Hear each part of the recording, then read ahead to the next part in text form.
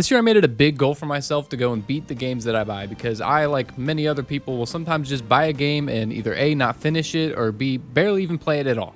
Like, I impulsively bought this copy of Persona 3 Reload for the full price $70, and I still haven't put it in my PlayStation.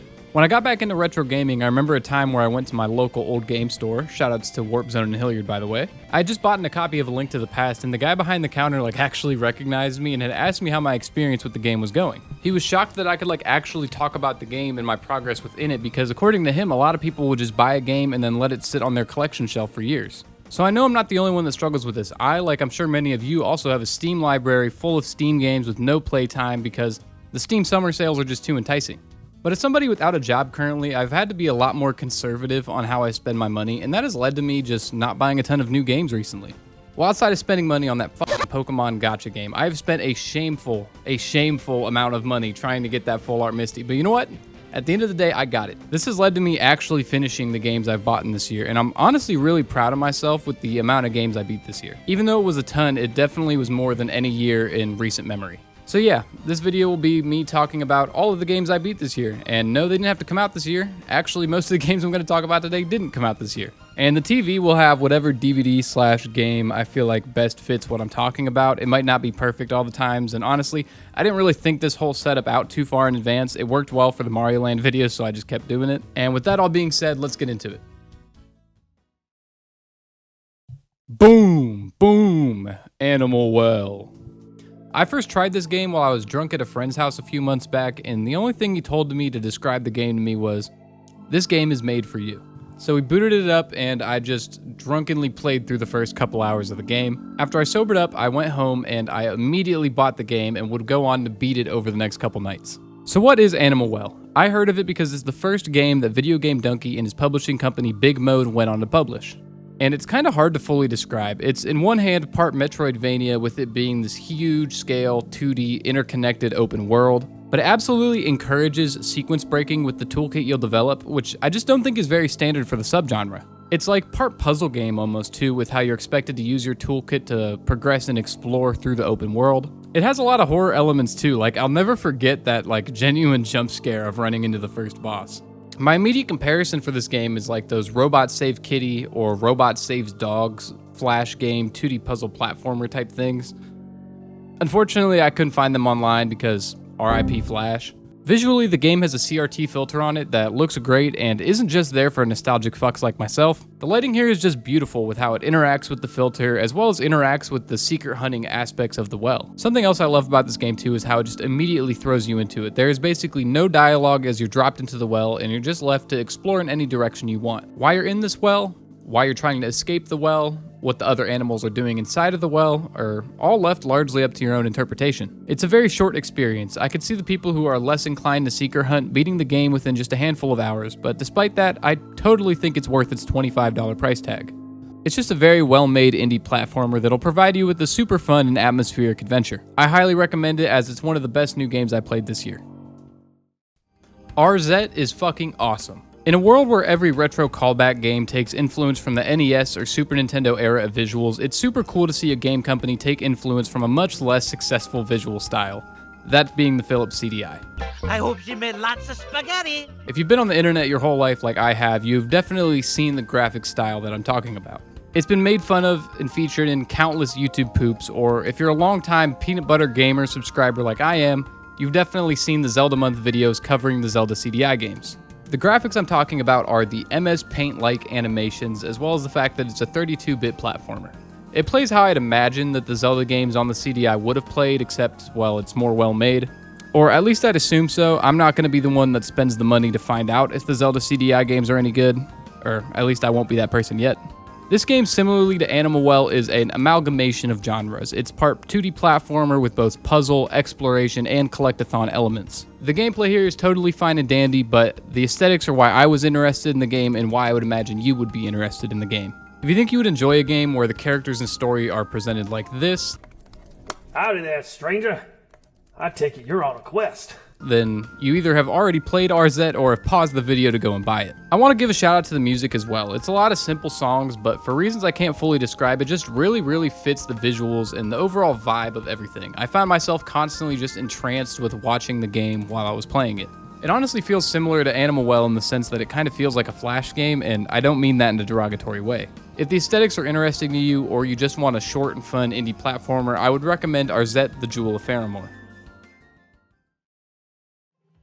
Okay, I promise you that this whole list won't just be platformers. I am covering these games alphabetically. It is a coincidence, I swear. Astro Bot is an excellent 3D platformer. It is literally PlayStation's answer to Super Mario Galaxy, and I mean that in the best way possible, because Super Mario Galaxy is one of the best games ever made.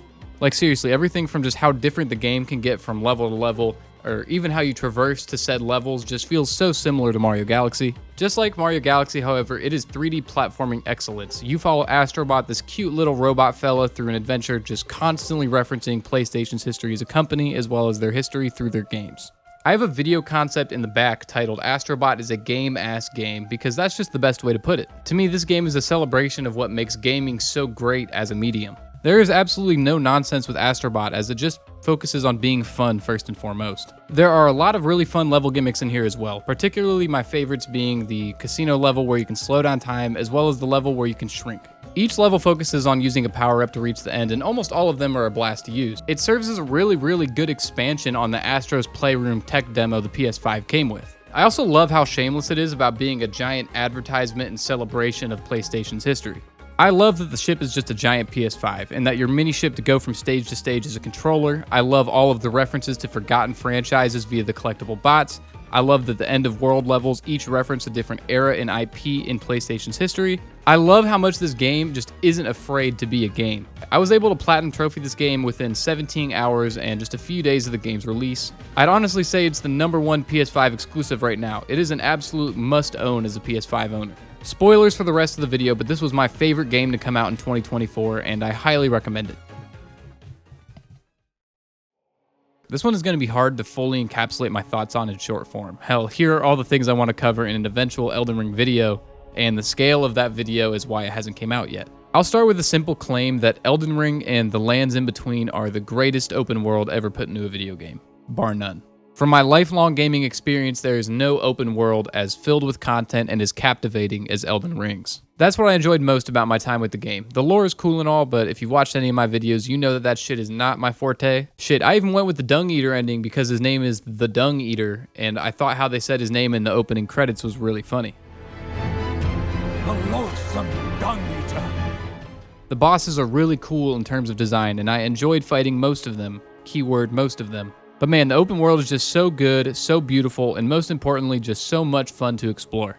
I won't go into much more depth than I need to besides that, because I just want to dive deep into this game at a later time. And I'm sure most of you are aware of this game and its critical acclaim as well. It is an absolutely essential RPG game, and the game that I think stands up to that genre title the most. It is a true role-playing game. There are some things about this game and some design decisions that I absolutely hate, like why do we not got a fucking quest log? It is 2024, and there are some bosses, mainly Millennia, and there are some areas, mainly the area surrounding Millennia, that I just absolutely fucking hated, and it wasn't even fun. It wasn't the fun kind of challenge. It was just miserable to play through. But despite any problems I have with this game, I just can't help but love it. Part of it is that me and all of my friends played through the game for the first time over the course of the summer, so it was a super huge social part of my life as we would check in on each other's characters and how we were doing. This is my favorite game I have played this year, and it is just an absolute masterpiece. And no, I have not played through the Shadow of the Erdtree DLC yet. I know that the second I see Consort Radahn, I will lock in no matter the amount of times it takes to win to beat him. I spent 10 horrible hours fighting Millennia, and I know that I will spend 30 plus horrible hours fighting Consort Radahn, and I just don't need that in my life. Hades 1 is one of my favorite games ever made. It's a roguelike executed well on every possible level. Everything from the beat-em-up like gameplay with its art style, story, and gameplay loop is just so beautiful and addictive. This is another game that was a huge part of my social life as well. Me and my friends have spent many a night just passing the controller around doing runs of Hades. So naturally, when I heard that Supergiant was dropping a sequel, I knew that the absolute second that it was available to the public, it would have been mine. This game is only in early access right now, but I have beaten Chronos and done what is considered to be a full run of Hades 2. I haven't messed around with going upstairs in the hub yet because I wanted to wait for a full release to be able to get it on my PlayStation and play it because I just don't like gaming on my computer at this point. Hades 2 does literally everything I could have possibly wanted it to do as a sequel. It changes out the weapons and the gods you have access to, and gods are going to be your weapon modifiers, and that's what makes the game so replayable and so fun, is just seeing how the gods are going to impact your weapon and your build and your run. It adds a mana bar, so you're able to use strengthened versions of your attacks at the cost of mana, and the mana bar is another thing that the gods are able to modify, so this is another modifier that you can do to make each run-to-run feel even more different. As a game, it perfectly expands upon what the Game of the Year winning original game was able to do without making it irrelevant. There are different gods, different weapons, and a different story in the original, so there are still reasons to go back and play Hades 1 even with Hades 2's release. I'm very excited for the full release of Hades 2 to happen in 2025 and to just be able to fall in love with these games all over again. I've played games since about as far back as I can remember, but for most of that time I've never really been an online gamer. I grew up on Nintendo consoles, and when I finally got my PS4, my Wi-Fi reception from my bedroom was just so bad I couldn't really enjoy using it. Like, it always had to be online, it always needed an update, and I could barely even use the console, let alone play online games with it. That all changed when I got a PS5 for myself around Christmas time last year, and awesomely, a lot of my friends did too, so we had to start looking for online games to play together, and conveniently Helldivers 2 had just came out. So Helldivers 2 ended up being the first multiplayer game that I really got into, and during its prime, it was just so much fun. It's a squad-based PvE shooter where you play as soldiers trying to defend Super Earth from these like hordes of bugs and robots, and no, if you asked me the names of those species of bugs and robots, I couldn't tell you. I only really played this game for like a 2-week span, but within that 2 weeks, I put like 50 plus hours into it, and it was just so much fun getting off of work each day, coming home and hopping online with the boys and just squishing bugs for hours and hours on end. So many fun memories were made with this game. Like, I'll never forget the first time we were tasked to kill a Bile Titan on a mission, and we were just shocked at the sheer scale of those things. Friendly fire being a thing also just created a ton of awesome situations, whether it be killing your friends on accident, or on purpose, or just yelling, "Everybody move back," as you yuck a 500 fucking kilogram bomb at a bunch of bugs. Sadly, I know this game got into some controversy a while back, and I honestly couldn't tell you the status of it now, so I can't really recommend it to you wholeheartedly, but I'm just gonna say those 2 weeks were absolutely magical. I don't even own the new Madden. I just wanted to say fuck the nerds on the internet who hate on these sports games without playing them. I've gotten very into football over the last couple years, and there's honestly not a ton of games more fun than just playing Madden on the couch with some of my buddies. It's honestly like a strategy game at times where you still have to execute on the plays you're picking. Absolutely mossing a friend on the couch with DK Metcalf is just as fun as getting a disrespectful offstage spike in Smash Bros. Yes, the yearly releases are scammy because at the end of the day, all of these Maddens are the same game. But ultimately, as an NFL fan, I'm going to want to play with the rookies and have teams that are accurate to the teams I'm watching. So yeah, these games are fun, and I'm just tired of the internet disrespect. Also, spoilers, I may have a video down the line titled "Why Football is Excellent Game Design," so potentially keep an eye out for that. This is another game that got a ton of hours out of me just because of having a PS5, and R6 honestly made me come to the conclusion that tactical shooters just aren't for me. I tried Counter-Strike some years ago and just absolutely hated it because of how shitty your aim is while you move. Like, the fact you can't move and aim just makes it unplayable to me. Siege doesn't have that problem, but with how hard it sticks to realism, which is something that I totally respect, by the way, it just was really frustrating to me at times. In Siege, your goal is to siege a location, and you're either attacking or defending bomb sites. In this game, most characters will die after a few bullets, every single headshot is insta-kill, and all of the guns have super intense recoil that like legitimately requires you to train using the gun so you can control it. I really respect all of this. The game is really well balanced from a semi-noob's point of view. I just think it's really frustrating. I feel like half of the game is spent trying to find a game and then loading into the game and then loading in between matches in the game. And then in like half of the games, I'm playing against the sweatiest bastards on earth and getting pixel peeked by teenagers and probably jobless adults. There were a lot of times when I was in the match and this game was fun. I mean, ultimately it got 60 hours out of me and consumed a lot more hours out of my friends. It just isn't for me, or at least the amount of time it takes to really get good just isn't an amount of time I'm willing to waste on fucking Siege. This is another game that, because of my PS5, got a ton more hours out of me than it ever has before. I love Rocket League. It's one of the most genius concepts for a game that's ever came out. It's car soccer. I've bought multiple Rocket Passes, and normally I'm the kind of person that hates Battle Passes and the concept of them. I spent $20 to get Lightning McQueen. I spent $20 to have this cool shark pop out whenever I score a goal. And I've spent countless tens of dollars just trying to get new cars, just to go back to the old reliable dingo. The matchmaking is just so good here, whether it being casual or competitive. The game is always a treat when I hop on it with some friends. I kind of suck at this game, but it's always fun because it's never that deep, like it's just Rocket League. Even when I encounter some jobless gigachud no-life that's doing crazy aerial maneuverability tricks on my head, it's only 5 minutes of misery at worst. Well, assuming I don't hit the vote and concede button. Another thing is I love viewing it as an actual sport. Each time I touch the field, I truly want to get better. Some games I'm just too passive, and there are other games where I'm too aggressive and I'm hitting teammates and not getting back on defense. Like, it's fun to look at this game with an actual sports point of view because it's car soccer. Rocket League is Rocket League. At this point, you've heard of it, you know it, and you know if it's for you or not. And if it's for you, you know it's fucking rad.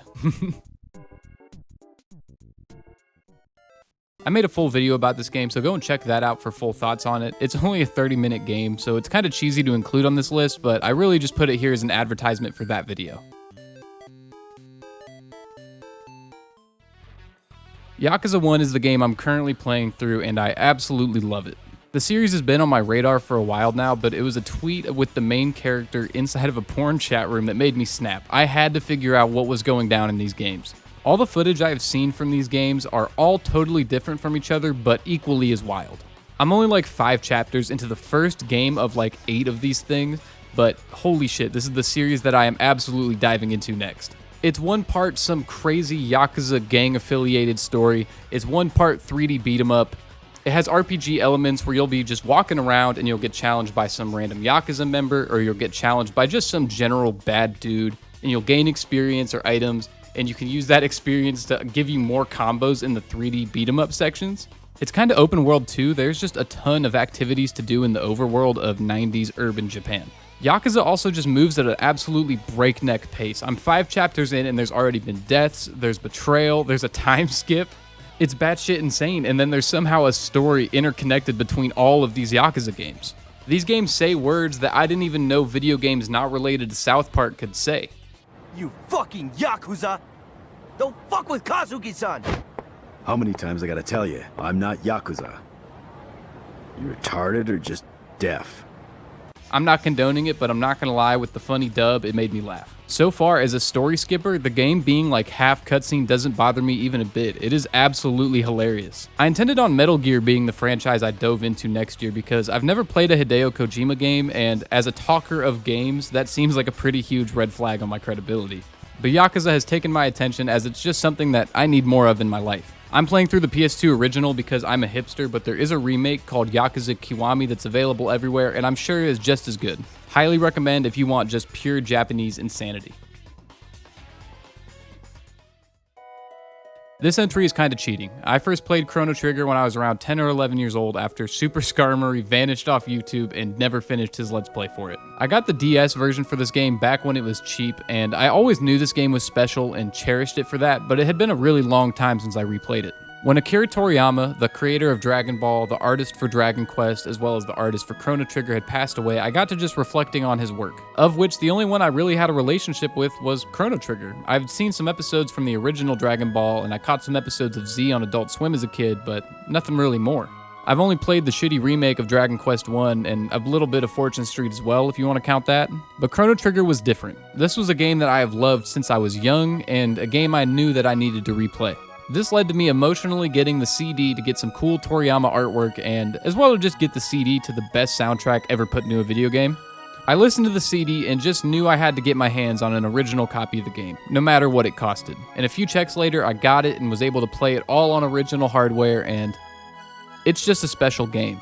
This game is just excellence at every level. It's a fantastic time travel story. How the time travel is implemented into the world building and NPCs is absolutely ridiculous. It's paced excellently, you'll never need to grind, and the story moves almost like a movie. Aesthetically, it's just beautiful. Squaresoft was in their bags in the 90s, and Toriyama's character art and world is also just beautiful. Chrono Trigger also heavily benefits from the CRT pixel color bleed-in effect thing that goes on. The characters look like drawings.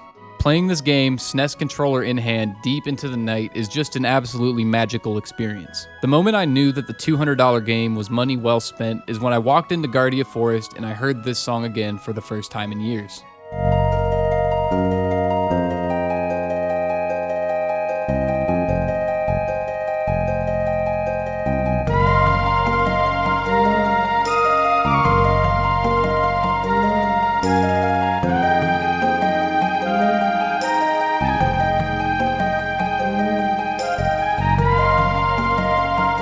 Like, just thinking about it, dude, like, I don't know if the camera will pick it up, but I literally have chills. Gameplay-wise, it's spectacular too. Its action time battle system is still in Square Enix games to this day. The game is a squad of 6 main characters, however, you can only really have a team of 3 at any given time, but there's this mechanic called techs that allow you to, depending on your combination of characters, do different moves. This, as well as the game's 16 different endings, provide just an absolutely insane amount of replayability, especially for a Super Nintendo game that came out in 1995. I don't know how Square managed to produce a game this high quality while they were also making so many other staple RPGs of the 90s. I don't understand how so much excellence is just trapped inside of this hunk of plastic. I would love to talk about this game at length at a later date, but it would honestly just be like an hour of me straight glazing the game, and people have already done that already. But it is the definitive JRPG. Even by modern standards, it is an absolute must play. Just please don't buy that shitty Steam release that is literally just the mobile port on computer. It'll be a better experience for you, and it'll be better for my mental health if you don't play that version. Yes, the original is expensive, and the cheapest way to play it legally at this point, I believe, is the Final Fantasy Chronicles release on PS1. But if you need to sail the 7 seas to play this game, go and do it. Just do anything but play that Steam port, please. Also, it would just be dumb of me to not pay my respects to Akira Toriyama. May he rest in peace. I know that wasn't a ton of games, but that was a lot of stuff outside of my usual range, and I'm honestly really proud of myself this year. And I've also played a bunch of games that I've beaten previously, like the Tellius Fire Emblem games and numerous different Pokemon games. I think gaming is actually in a really healthy space right now, even though there are trends that I don't like the reliance on being connected to the internet even when it's totally unnecessary, the shameless amount of money that multiplayer games want to steal from you, as well as the over-reliance on cinematics instead of actually having fun gameplay. There are tons of good games all over, old and new, if you just look for them. There are games I played and liked and didn't finish this year. I'm looking at you, Unicorn Overlord. I will be back. But yeah, that's all I got for you. Instead of buying a new game when you want something new to play, just dive into the backlog or try something that's totally outside your wheelhouse. If there were any games that you played this year outside of your normal genre list, please let me know because I am totally looking for new things to try. Elden Ring and Yakuza are 2 games that I never would have tried a couple years ago, but they have become obsessions of mine over the past year. And I also just wanted to say thank you for the support on the last 2 videos. I have been absolutely thrilled with how the channel has been doing. I didn't expect any of these videos to get the views and likes and support that they did. So if you watched those and liked those and are here now, thank you a ton.